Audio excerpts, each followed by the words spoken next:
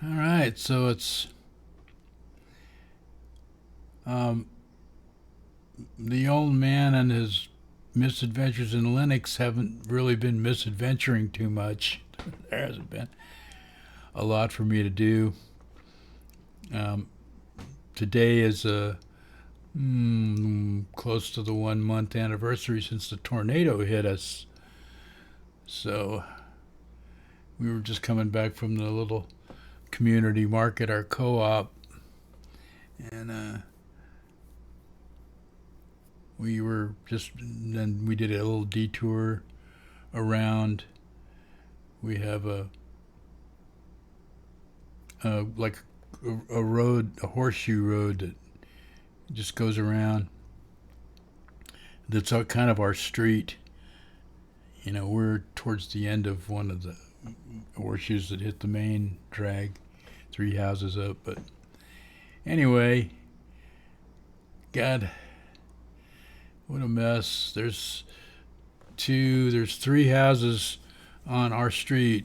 Maybe there's 15 houses on this street, 3 of which nobody can live in. There's just no way. Probably all but maybe 4 are have some sort of roof damage, and then the rest of us, we just have just mountains of debris. We just went. My wife and I went in the back of the property. We looked in this weird little cubbyhole we have back there. That's just I haven't cleaned out for a couple of years, but there's so much stuff in there that we just wait for the winter time, clean that one out. So anyway, I do have one thing that I did in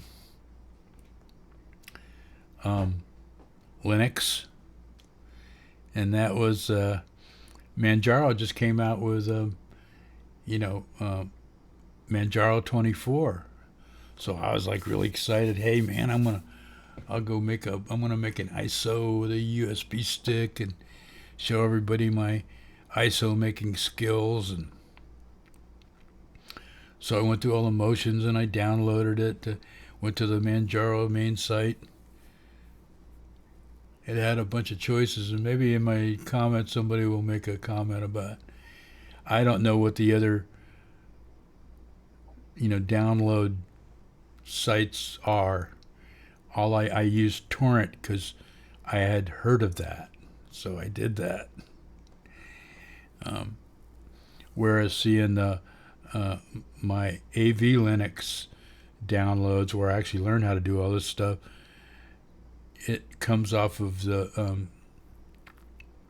AV Linux's main website, which I think is a bandshed.net website. Yes, and it's already, you know, everything's already extracted, and it's just sitting there. When you download it, you download all 4 of the items that you need to make the ISO. So it's pretty simple.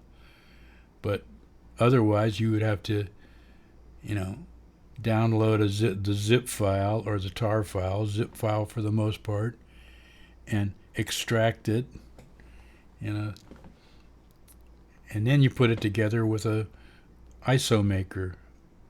I mean, you can use the DD program that's built into Linux, and if you know what you're doing, that's by far the simplest, you know.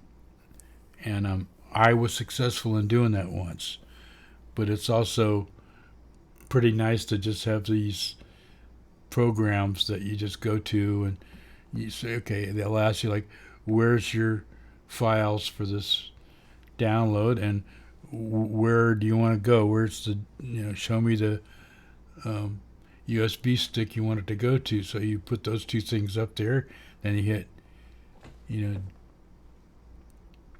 whatever it says, extract or not extract, but, make disk or make, you know, and it just does it. And then boom, all of a sudden you have an ISO stick. So it's not like brain surgery. And so anyway, I'd gotten to that point. I hadn't made the stick yet, but I'd found a USB stick and cleaned it up, and I had downloaded the zip file off the Manjaro site. But in the meantime, back around the first, or there was actually it was the third or the fourth of this month, I went and paid bills, and I do that on my Manjaro machine. So when I was there, I'm looking at it and I'm going, well, let me just whip up the welcome page because it has what version this is. Because I was thinking, I was going to be looking at, whatever the 27 or 30, or 23, whatever it was. Pull it up, and there it says Manjaro 24. So I'm like, whoops. And then I thought back, well, once we got internet back, that evening I went around and, got into all my Linux computers, all of them. I mean, I have 1, 2, 3, 4 of them. And I, did the downloads because they all had downloads, and upgrades that needed to be done. So I did all that. And as I recall, I did the Manjaro one, which was pretty, good size. So, unbeknownst to me, because I couldn't think that far back, which is only a couple of years now, or a year and a half, or whenever I started doing this stuff with Manjaro again, with Linux.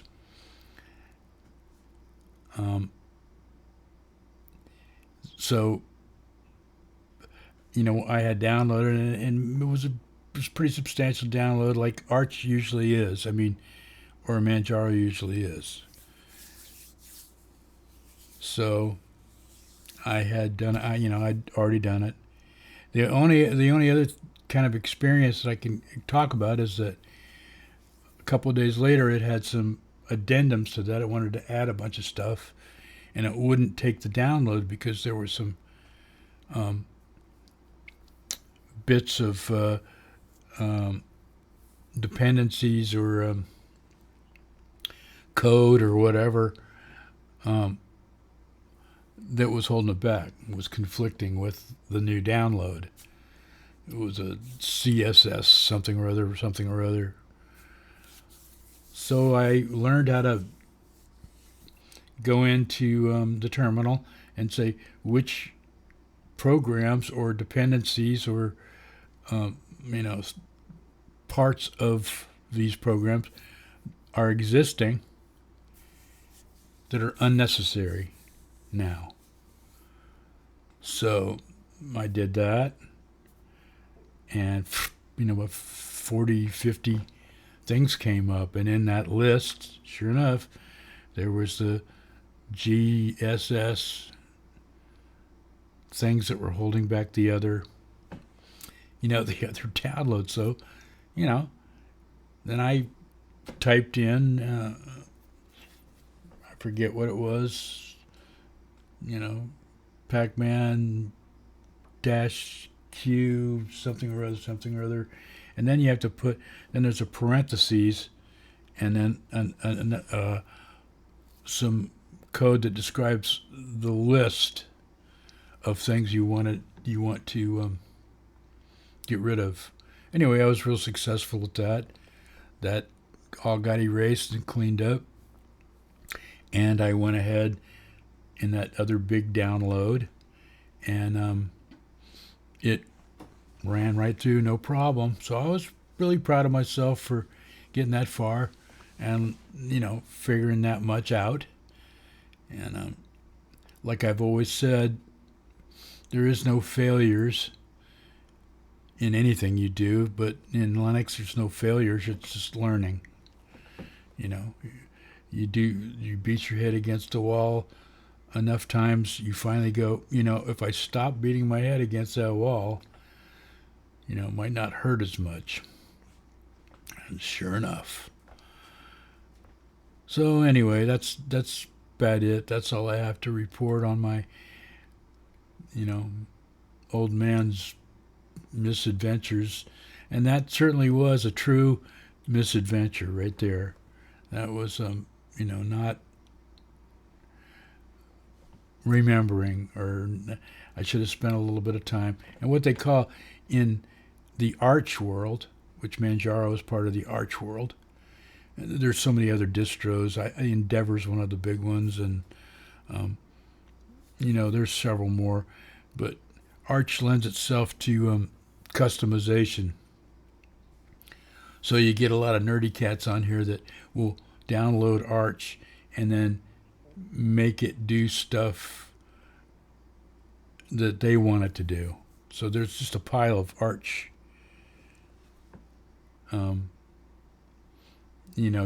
distributions. Anyway, but they call that a rolling release. So in the Arch world, if you have it installed, you have to have Arch or one of its derivatives installed on your computer. And then what you'll get is a rolling release. It'll just show up as upgrades. And you just type in your normal upgrade, do your normal upgrade procedure, and it will flip you into the next iteration of whatever your Arch distribution is. In my case, it's Manjaro. So I've also been thinking a lot now about Arch, because when I first got into this, I was a little afraid of Arch because Arch is so basic and you have to know your way around the terminal a bit in order to use it. So I'm thinking know what I'm doing now enough to where I might install Arch on my other bigger computer. The problem I'm having with these computers is I cheaped out and I only put 4 gig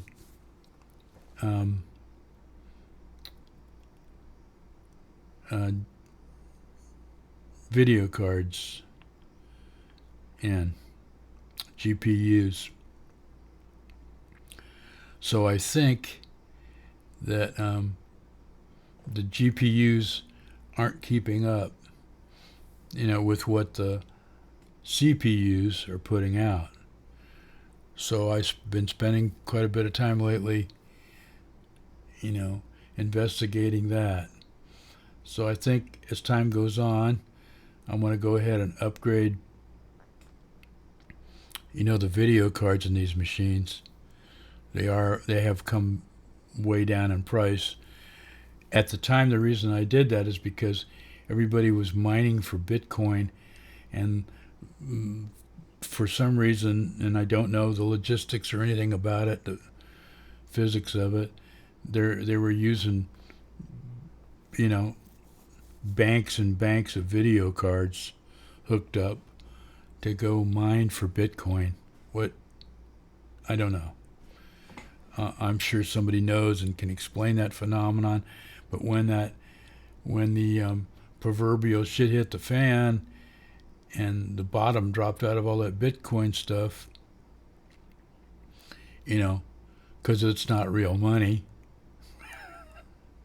I guess some people at the top are making money. I don't know how it works. I'm not interested in how it works. So all these miners for Bitcoin kind of stopped doing their thing.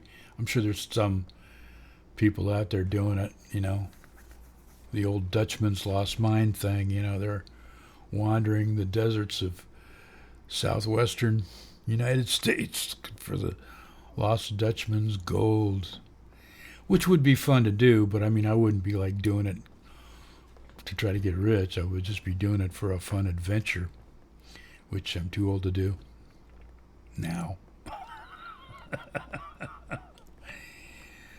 Anyway, that's it, So if I do Arch on my newest machine, which I'm thinking about doing, I will show all that, how to make an ISO and do all that. That might not be too far down the road because I'm not unhappy or even disappointed with Ubuntu Studio, but I it's just so much stuff on it. I just don't care, you know. And as I remember, the first time I used Ubuntu Studio when it first came out, which is I don't know, like 10 years ago or so, it was just overwhelming to me. I mean, I messed with it for a couple of years, but I should have been learning what to do about the terminal and all that, but I was way too interested in all the flashy gizmos of the GUIs and that are involved in all these programs, you know. So anyway, I was thinking about Arch because, you know, Arch you can just download the bare necessities, the basics, and then as time goes on you can add whatever you want to make the system fit your needs. And so that's what I'm thinking I'm gonna do. But I'm also gonna upgrade my video cards. I have tons of footage of me working on my studios and stuff. I just all this crap is a lot of work, and I'm interested and it's fun for me, but I just can't keep up a steady pace with it at all. And I started out doing this, doing political stuff, and there's so many people that do all the political things. Not that I'm going to stop doing it from time to time, but there's so many people that do it, so much better than me.